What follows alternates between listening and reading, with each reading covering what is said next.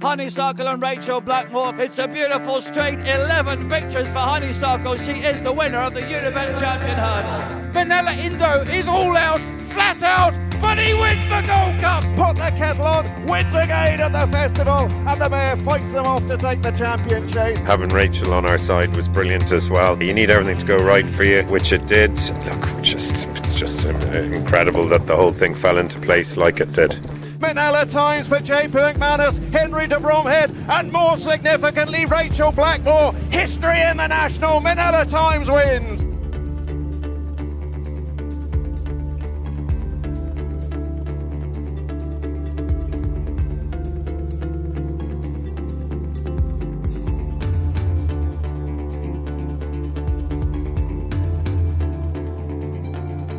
Yeah, you're very welcome back to the second part of this afternoon's programme. It is horse racing next, and going to hear from Henry de BROMHEAD, the Knockeen trainer who was given the freedom of Waterford at a behind closed doors ceremony held at Tramore Racecourse on Sunday afternoon. He's one of the leading national hunt trainers in Ireland, achieving enormous success from his yard at Knockeen in Butlerstown, winning his first Grade 1 race in 2008 with Sizing Europe. He has gone on to great heights in Ireland and the UK, culminating in an amazingly successful Cheltenham meeting in March of this year, where his horses won 6 races, and not just any 6 races, but Cheltenham's holy trinity of races, with Honeysuckle in the Champion Hurdle, Put the Kettle On in the Champion Chase, and Manila Indo completed the set with a 1-2 in the Gold Cup. These great wins were swiftly followed 3 weeks later by another 1-2, this time in the Aintree Grand National, where the history-making jockey Rachel Blackmore became the first female winner of that race. And Henry joins a small but exclusive list of Waterford sportsmen who have been granted the freedom of Waterford: athlete John Tracy in 1979 and cyclist Sean Kelly in 1987. So he joins that small but exclusive list, as we said there, but I don't think you can argue with it. What an ambassador for Waterford, what a great man, just gets on with it, and what a team he has out there in Knockeen. And going to play you now the interview which he did with Kieran O'Connor at Tramore Racecourse on Thursday afternoon. A real passionate piece, as Kieran first of all put it to Henry about how honoured he was to be acknowledged the freedom of Waterford. Richly deserved. Congrats once again, Henry de BROMHEAD. Like I said, it's just an incredible honour.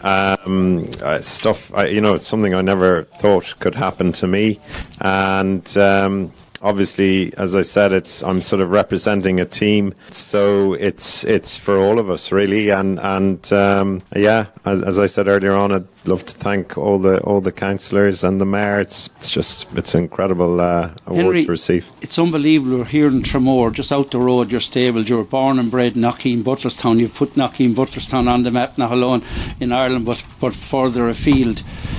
You're growing up there with your dad. The fact your dad had a winner in Cheltenham back in 93, was that really the icing on the cake for you to decide this is where I want to go, get involved with the horses, or had you decided well before that big win for your dad with Fisher Seal in 93?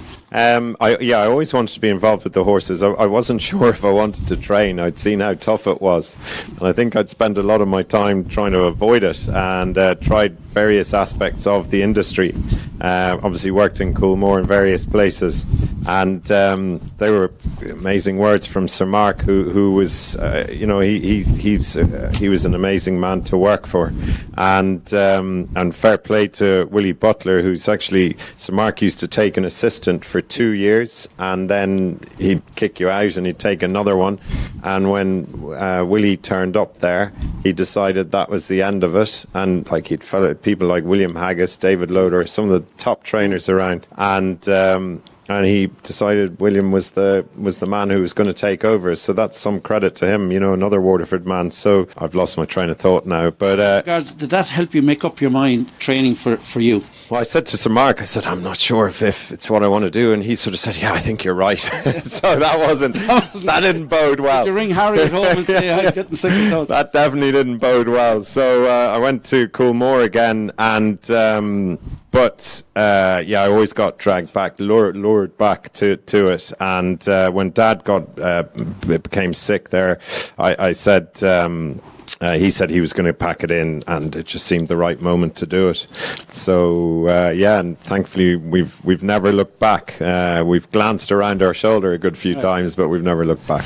And here it's ironic again. In the year 2000, a huge day here, the only race track that had a race meeting on New Year's Day at the Millennium Day. Getting the winner that day here in Tramore, and to be back here, this must mean extra special for you. The fact we're here in the Tramore Racecourse, and well done to Owen and Caroline and the directors of Tramore for having everyone here. Indeed, Mayor Gagan and the councillors for honouring you. But I think it's just fitting that you're here today. Do you feel something special, the fact that it's on here at Tramore Racecourse, where it all started for you? Yeah, very much so. I always say it, like, a winner here is better than anywhere. You know, you're with your, pre-COVID, you're with your friends, your family. It's brilliant. I love Tramore, and as you say, my first winner here. And you know, we've so much history with the track. My father, my grandfather. There's nowhere better. It's home. There's nowhere better. Henry, Cheltenham to you has been very, very special, and you've had 9 winners coming into this year. I interviewed you the week before Cheltenham. Obviously with COVID I wasn't down in the stables, but you said that you felt you had a very strong team. The fact you had such a strong team and a string going over, was there extra pressure on Henry de Bromhead more than ever? And did Honeysuckle winning the opener relieve that bit of pressure? Like, because Honeysuckle was the hot favourite, she had been unbeaten, Rachel on board. Was that win extra special in the sense that at least minimum you had the champion hurdle? Yeah, you always go there thinking if you can get one, or I do. And she was like, when there's hot favourites like her, she's an unbeaten record. She was a big one. Yeah, definitely. And to get, you know, I think for Rachel and I, that was a great start. Now, as we all know, and well mentioned, you trained 6 winners, an unbelievable achievement. You're now up at 15. But the 3 big ones, then we went on to the Champion Chase. Of course, it was your 3rd time winning it, your first big win, sizing Europe back in 2010. And then the Gold Cup. The pressure coming into the Gold Cup, you 2 fancied runners. What way did Henry de Bromhead feel that morning? Do you really feel, obviously there was a horse that won here in Tramore, Balco de Flow, or your own Balco de Flow, but also Album Photo with Willies and other fancied horses. What was your feeling going into the Gold Cup? Or was this bonus territory for Henry de Bromhead? It was probably getting into it. Like, I just don't, I try not to expect too much and just hope always. And actually, after the week we had, I was kind of nearly ready to pack up and head home and just wrap the horses up in cotton wool and whatever. You know, when you have the calibre of the horses that we have at the moment, you know, whatever happens, you just want them coming back in one piece.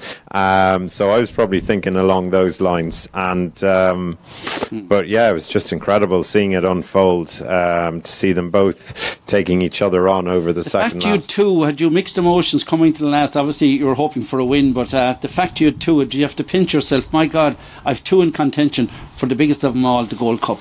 Yeah, it was incredible. Like, even thinking back on it now, absolutely. Like, and of course I was looking at Paul Townend on Album Photo going, oh no, my 2 are going to cut their throats, and they've gone too soon, and he's going to come and beat us. But it's just surreal, really.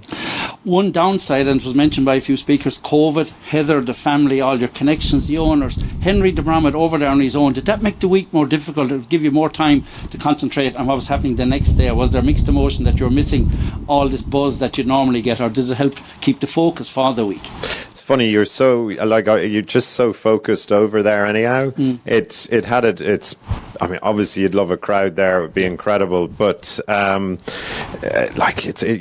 flat out. You're up at 5 and you finish at 8 every day, you know, and if in a normal year you'd then be heading out for dinner with a client or whatever. So So you come home, you're back to Butlerstown. Obviously COVID was raging at that time, and it was beautiful to see locals from Butlerstown standing out welcoming you home. Was that special for you, that moment? Oh yeah, very, very. Seeing everyone there, and the effort everyone made. So, like, again, it was. It's all these superlatives I keep coming out with, but it was brilliant to see everyone there, and like I said earlier on, the support and goodwill we have received. I'm getting letters from people, Waterford people all around the world, congratulating us on it. Do you realise the lift you gave everyone? A few councillors mentioned it was a downtime, everyone was down and dreary. the lift you gave, particularly people from Waterford. Ireland were delighted with our 23 winners, but for have a Waterford man and then the Flints to crop it out winning the Mayor's Chase. But were you aware of that? It was only when you came back it hit you, my God, this has been a huge lift for everyone, particularly here in Waterford. Yeah, I wasn't at the time, yes, but I suppose you were so in your bubble over there. But yeah, since we've come back, like just out walking there on the ring road or whatever, you know, you got stopped, and that was unbelievable. Well done. It was so, you know, it's just it's incredible how people are, as I say, the goodwill and the support. And Henry, of course, yourself and Rachel weren't finished. I know we won't talk about Punchestown as regards. The next big one was the Entry Grand National. You had 3 very strong contenders heading over. Were you feeling going over? Look, well, regardless what happened, it's been a brilliant year. Or in the back of your head, you say, "My God, to pull off the big one on top of what you'd achieved." Was that in your head, or was there mixed emotion going over? Like, had you achieved all you had to achieve in the sense of this would be the real icing on the cake, the Grand National?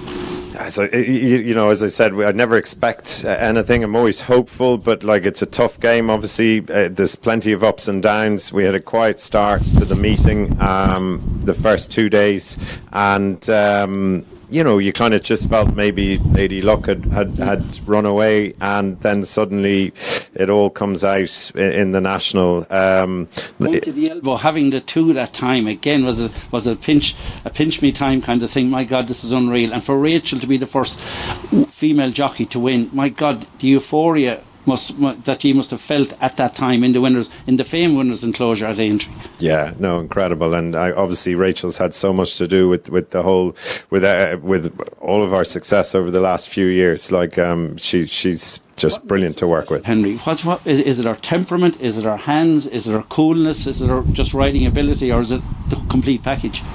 She's a great horse person, and she's got she's brilliant to work with, and she knows how hard you have to work to succeed, and that's probably what we went out to look for. Henry, that comes from the boss. Anytime you've tried to contact Henry de BROMHEAD after 10 o'clock, he's probably gone to bed, and he's up at 6, and Heather and the kids keeping him on the straight and narrow. Henry, the Mayor mentioned Ascot tomorrow. Should we put a few bob on? Getting back to reality Never want here, to miss an opportunity, Kieran. Mayor Daniels is gagging for a winner. I mean, we're picking a group. We're picking probably the toughest race you can go for with a 3-year-old filly.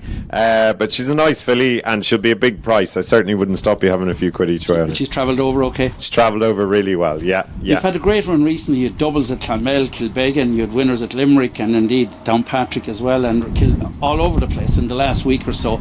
In the next few weeks, is there any horse that you would pick out for heading in towards Galway at this stage even? Towards Galway, we've long price the better now for some of our folk here now. But overall, is there any horse that you're excited about as regards? If I get this wrong, I might be thrown out of the city. That's my only fear. That's my only fear. Allows the Freeman gives you that special honour. What have we got coming up? Well, Galway's the hardest place to win. I should probably try and pick somewhere. Yeah. Annie G's a lovely mare. She's going forward. We've got a lot of nice horses in at the moment, as you've seen. She'd be one. I'm not sure where she'll run next, but she was very impressive in Listowel. Just what am I thinking now? Maybe premium package in Wexford. The racing actually closes down for 10 days. Henry, listen, once again, congrats on behalf of everyone. Everyone has said it here today. You've given it such pride within the county. Your achievements are just phenomenal. What you achieved with the Holy Trinity, it's like a golfer winning all the majors in the 1 year. You won the 3 and you won the entry. The big 4, you've done it. Congrats to you, Heather, and all the team in Knockeen. There's a great team out there. Keep up the great work. We're also proud of you and delighted you got the Freeman, and thanks for talking to us. Thanks very much. Thank you. Yeah, thanks indeed, Kieran O'Connor, for that piece, chatting to the legendary Henry de BROMHEAD, and I think it's very fair to give him that title at this stage. He received the Freedom of Waterford at Thursday's Behind Closed Doors event, and very fittingly as well that it took place at Tramore Racecourse. Our racing correspondent Mark Phillips is alongside me, or opposite me in studio, and came across really well there, Mark, really passionate and so honoured as well to receive it, and as well to have it in Tramore as well. Nice touch and richly deserved. Yes, indeed. Henry just had a brilliant year. he was mopping up a lot of small races, but then came Cheltenham and he had a great festival over there, and then little did we think that he'd go on to Aintree and win the Aintree Grand National, probably the biggest steeplechase in the world. And it was great to see a Waterford man train the winner. And look, it was very, he was richly deserved of his award. And it's not an award that the city council or county council give away lightly. We've only had 2 previous sports people involved. John Tracy got it for athletics and Sean Kelly obviously for cycling. Richly deserved on both of those as well. So they don't give it out willy-nilly. No. So I think we recognise that from a sporting point of view as well. Joins a select few, but well up there as well. And there's a great video as well of Henry with his wife and kids as well up on our website, wlrfm.com/sports. Congratulations once again to Henry from all of us here in WLR. I'm sure you'll all join in saying congrats to him. But weekend's action there, Mark, it's back to really basics now at this stage, isn't it? It's back to basics, yeah. It's Royal Ascot. It was Royal Ascot weather earlier on in the week with the ground really firm and the sun beating down. But then on Friday they just got a deluge of rain. They passed an inspection. It was looking dodgy, wasn't it? It was looking dodgy for a long while, yeah. And hopefully, the action today will go ahead as well, because I would imagine there could be more rain overnight. But look, it's some top class racing during the week. Aidan O'Brien was not doing as well as he had been in previous years. We certainly won't have as many winners at Royal Ascot that we had at Cheltenham or Aintree. But look, it's always Poetic Flare was a great winner during the week for Jim Bulger. Jim has been making the news lately as well for other items, because he's basically come out and said that there are other trainers in Ireland using steroids. It's a big claim. The Irish horse race, he gave an interview to Paul Kimmage in the Sunday Independent, I believe, last weekend. So look, that's capturing a lot of headlines as well. Like, I think at this stage, if he's got proof of it, he needs to step forward and prove it. You cannot just be going around saying these things with no proof behind him, and hopefully he'll step up to the mark. His horse certainly stepped up to the mark during the week, Poetic Fleur. Now Jim needs to step up to the mark, and we need to kill this off, because it's not going to do racing any good going forward. As you said, the action today in Ireland is at Downryle, the Ulster Derby up there at 3:25. Aidan O'Brien has 3 runners in the 14 entries there. It looks a wide open affair. Personally, when I see a trainer with 3 and 4 runners in a race, I tend to back off and I don't get involved myself. And it's the final day of Royal Ascot. Now you need to be careful, because the ground could be that little bit tacky with all the rain yesterday, and it's dried up a bit this morning. So you would just need to be very, very careful of the horse you back. 90% of flat horses want good ground. That's the bottom line. Some will act on both, but look, you just need to be careful if you're having bets in Ascot this afternoon. And no racing in Ireland on Sunday. It's a day off for all concerned. Well earned breeder. Yes, indeed. Greyhound racing then. Greyhound racing back at Kilcombe Park tonight. We have the final of the Grange Road Galloping Greyhound Supreme A4 stake. Promised to be a very, very good final. Again, Declan Burns is probably, Ashwood Ziggy will probably be favourite in Trap 2. But it's nice to get back to racing on a Saturday night. First race is 6 minutes past 7. And we'll also take in the action from Shelbourne Park of Dublin. We have the final of the Sporting Press Irish Oaks. Brilliant stuff. Mark Phillips, as always, many thanks. Thanks, Gavin. Thanks, Mark, for that. Do indeed stay tuned. We're focusing on Camogie. After the break, we'll be hearing from the former Dacia manager Donal O'Rourke ahead of Waterford's relegation battle with Dublin in Birr, coming up later this afternoon.